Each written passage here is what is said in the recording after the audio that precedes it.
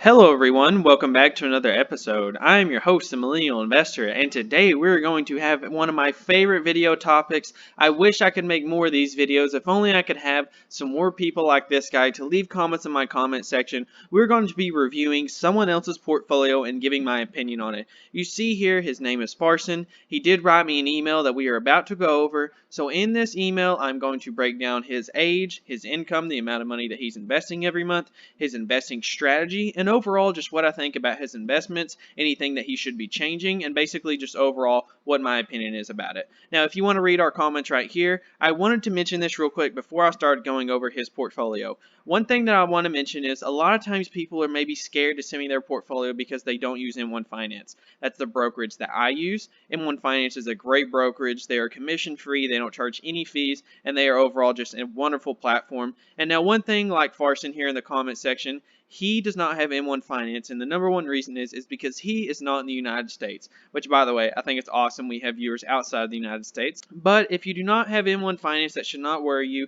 You do not have to have M1 Finance to send me your portfolio. You could have Robinhood, you could have Charles Schwab, you could have TD Ameritrade, or you could have any other brokerage under the sun. I will review anything. It could be an Excel spreadsheet. It could be just a handwritten list. It could be a shared portfolio with M1. It doesn't matter. Anything you want to share with me, I'd love to review it. Now, speaking of which, before we get any further, if you do want to support me and my channel, if you're new to me and you are interested in using M1 Finance, maybe if you're new to investing and maybe you want to start a portfolio, maybe you've never invested before, or maybe you're just getting started, if you want to go ahead and try M1 Finance and see how the platform works, if you go ahead and use this referral link here that's in the description of this video, if you sign up and deposit $100, you'll get $10 just for signing up, and that'll help support my channel as well. Not to mention there's other stuff in that description as well, so go ahead and check that out. But those of you that aren't familiar with me, my name is Jordan. I'm the Millennial Investor, and basically what I do is I invest in dividend stocks. Every single stock that I own here, all 29 stocks are the 29 stocks that I own currently, and out of these 29, all 29 of them are high-paying dividend stocks, and most of them are growing their dividend every single year. And so far, since I've started the portfolio back in April when I started my YouTube channel, I've disclosed everything. I've disclosed all my buys, all my sells, all of my dividends, every single thing in my portfolio, and not only that, I've disclosed all of my annual income, all of my monthly income, my portfolio value, and even one thing that hardly any other YouTubers disclose out there, I even disclosed my YouTube income. So those of you that are interested in seeing how a YouTube channel works, seeing how an investment portfolio works, go ahead and subscribe if you haven't already and get an idea of what my channel will look like 5 years down the road, because I'm sure, guys, this will not be in the 4 digits anymore. It will not be in the 5 digits. 5 years from now, this will probably be in the 6 figures. So go ahead and subscribe if you want to join me on my journey. Now let's go ahead and dive into Farson, and let's go ahead and read the email that he wrote. Hello there, this is Farson from the YouTube comments. Here's a link to my portfolio, and we're going to look at that in just a second. I did this in Excel in about 40 minutes, so there may or may not be some errors popping around. I was born in 2000, making me 20 years old, and I got an interest in stocks when I was around 16. That's when I first entered the stock market and tried to profit in stocks using mostly technical analysis. And by the years, I've slowly turned towards fundamental analysis and catched on dividend stocks, and I feel like this is the way to go.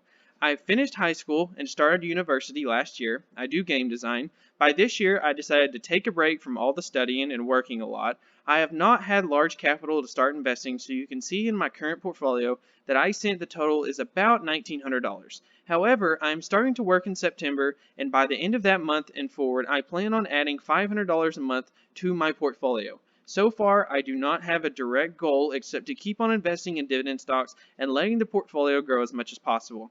I do not have any plans on retiring early, even if I am capable with this portfolio, so I will most likely not touch the funds in it and keep reinvesting the dividends for the next 30 to 40 years. Recently, or a few months ago, I stumbled upon your channel, so I used to pop into your videos every now, but I keep watching every new video you upload as I realize that I enjoy your videos and they're entertaining/informative. Regards, CEO from Sweden. Now, first off, like I said, I think that it is incredible. I don't think you guys watching my videos right now realize how incredible this is to me. Not only are people coming to me for advice, coming to me for my opinions, or basically just coming to be entertained, not only am I leaving impressions on American investors, I'm literally giving impressions to people that are from Sweden. So that is incredible. That is awesome. I think that it is awesome to see that viewers are viewing my channel halfway across the world, all the way in Sweden, and then writing me emails like this so I can read them and give my opinion on them. So Thank you so much, CEO or Farson, whatever you like to go by. I really appreciate you supporting my channel and writing me this email. Now, let me go ahead and point out some stuff here.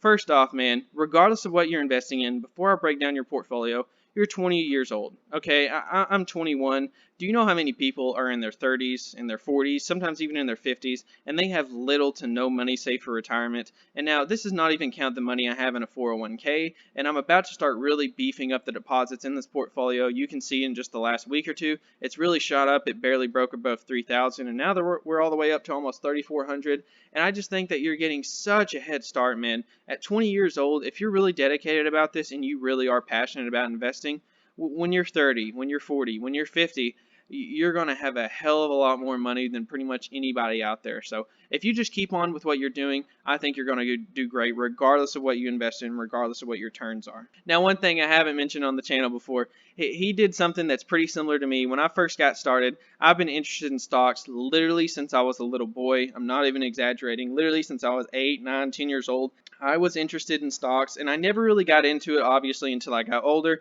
and really when I hit about 17, 18 years old. So we really do have a similar story. When I got into my mid to late teens, I really started getting interested in stocks, and I was so scared to make the jump, and I had no one to guide me. I didn't watch YouTube channels, I didn't have any guidance, and I began day trading and getting all types of risky investments, and it just wasn't the way for me. It didn't work like 99% of people that do it, and I think that just dividend investing or just overall just smart investments in general is the way to go rather than trying to make a quick buck. But you can invest in growth stocks and be very successful, but trying to get in and out this week or that week or a day trade or options trading, it's just usually not the way to go. I think that you're starting university and you're working and you're doing game design, so you seem like a very intelligent guy, a very intelligent kid. I think that you're going to do great, just like I think I will do great. The total is $1,900. Man, you should not get discouraged about $1,900. You see, when I started this portfolio in April, just 4 or 5 months ago, it was $1,500, and now we're up to $3,300. So over doubled in just the last 3 or 4 months.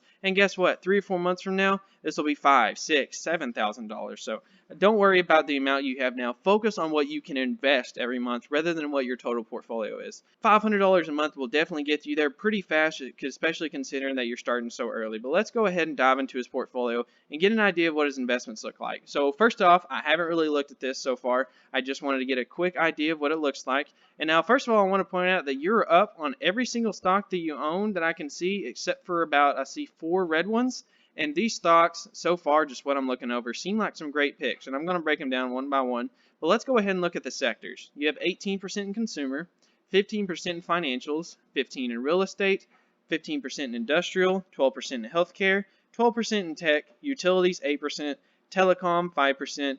And let me just go ahead and start off by saying, just breaking down by sector before I break down any individual stocks, I think just generally speaking, I think that that's some pretty good weights. I'm very heavy on consumer. I am not against owning a lot of financials at all. I think that financials are very safe and steady investments. I think that's a great choice. I'm a huge fan of real estate companies. I'm just very, very, very picky on the ones that I own.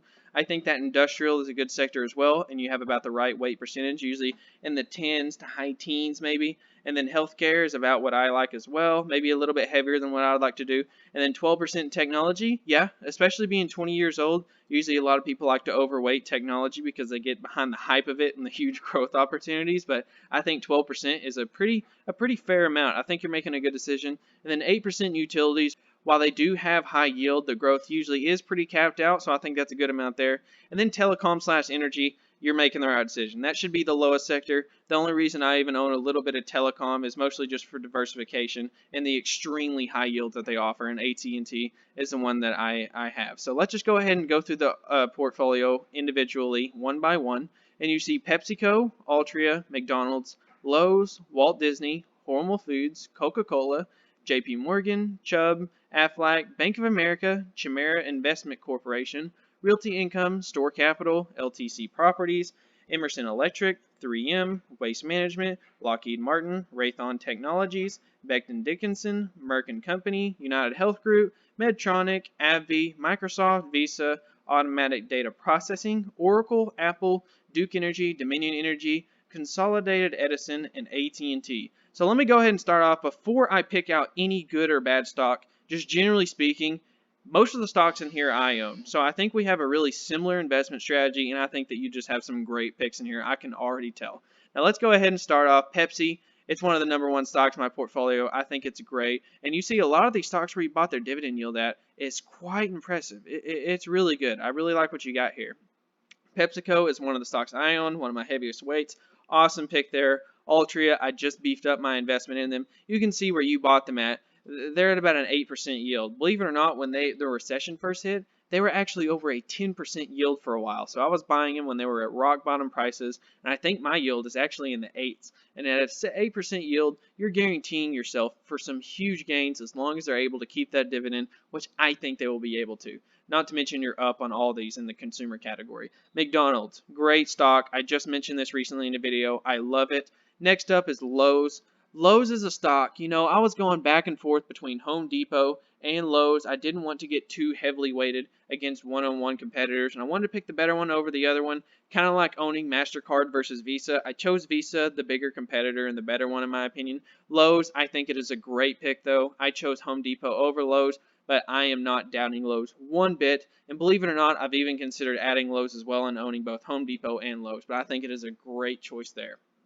Walt Disney. So I think Walt Disney, in my opinion, as far as their business, forget their dividend for a second. Let's just talk about the fundamentals of the business.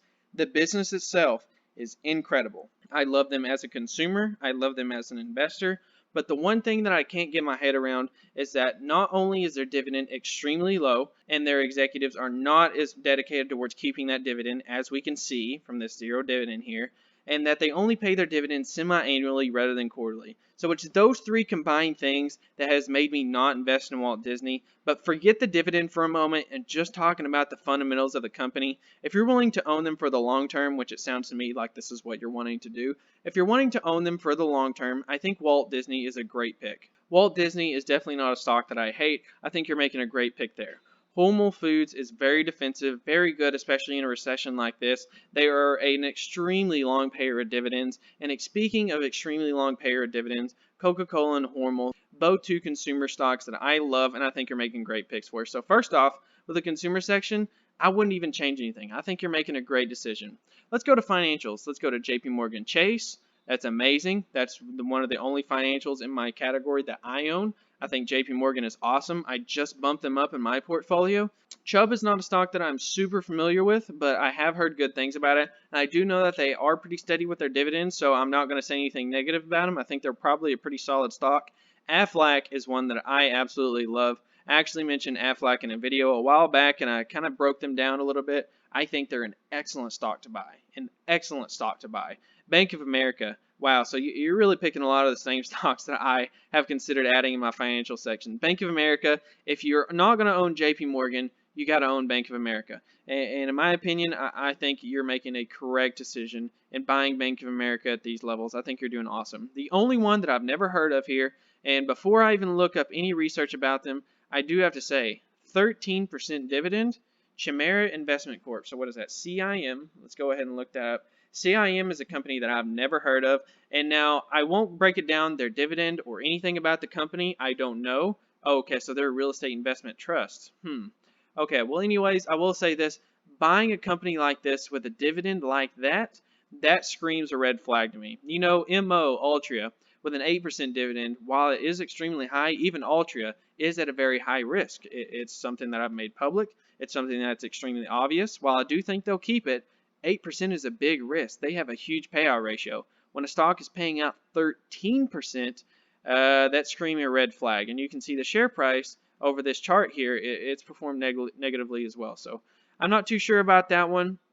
Real estate. So in the real estate sector, Realty Income, you know, I've mentioned Realty Income so many times. If you don't own Realty Income, my previous video I mentioned, if you're a dividend investor and you don't own Realty Income, you're doing something wrong. You got to own Realty Income. Store Capital, one of my other real estate investment trusts that I own 3. I own Realty Income, Store Capital, and WP Carey. And what I'll say is LTC properties, I'm not as big of a fan of. I'm not necessarily against them, but I'm not the biggest fan of them either.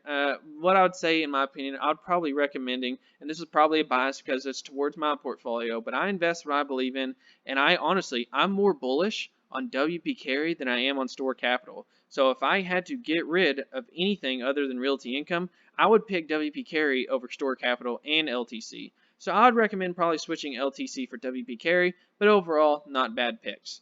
Next up, we have Emerson Electric, 3M, Waste Management, Lockheed Martin, and Raytheon Technologies. All 5 of these, every single one of them, are excellent. Awesome companies. I don't even have anything to complain about, nothing that I'd really change. And I really think that you really know what you're doing. I think you've researched these companies. I think that you've probably watched other YouTubers, not just myself, but a lot of other people as well. I can tell that you really are focusing on these companies and their business models and their fundamentals. And I see in the waiting for entry Caterpillar and Broadcom. You got to add Caterpillar to the list, man. I'm such a big fan of Caterpillar. And Broadcom is really a tech stock. It's not really an industrial stock. And Broadcom is the #1 in my portfolio because I think for the long term, just some of the incredible opportunities that they have. They're really going to be successful. But next up, we have healthcare. Becton Dickinson, Merck and Company, United Health Group, Medtronic, AbbVie. Healthcare is a sector that I'm not really that much invested in. It's probably one of my least invested sectors other than energy. And when it comes to healthcare, I just feel like I'm not as bullish on that sector. Now, generally speaking, with medicines and a lot of pharmaceutical companies, I just usually don't understand a lot of the products that they have, and I don't fully 110% understand their business models. So that's why I don't really invest in them. And really, the only healthcare company I own is Johnson & Johnson. And I have to say, the fact that Johnson & Johnson didn't make the healthcare list, it's got to be added. It doesn't matter if some of the weights have to be taken off from these and put into Johnson & Johnson. I don't care if you have to sell one and put it into Johnson & Johnson. Every dividend investor that is in the healthcare sector should own some Johnson & Johnson. That is the main stock that I recommend for this healthcare sector.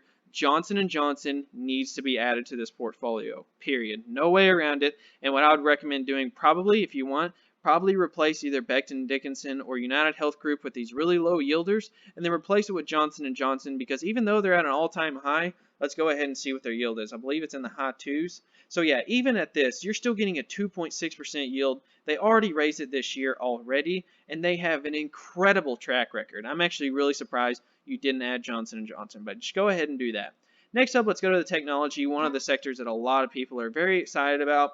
What I would recommend doing, I think these 3 picks right here, Microsoft, Visa, Apple. I am most bullish on Visa. As you can see, it's one of the top holdings in my portfolio. I just think their long-term growth story and their business model, incredible. Some of the best margins you will ever see on any company, not just a tech company, but any company in general. They have an incredible business model, and I think a lot of their growth has not even taken place yet. It's crazy to say that with a company as large as Visa, but I think a lot of their growth is still not even begun to happen yet. So that's why I'm so bullish on Visa, and I'm trying to buy it now for the next 10 years.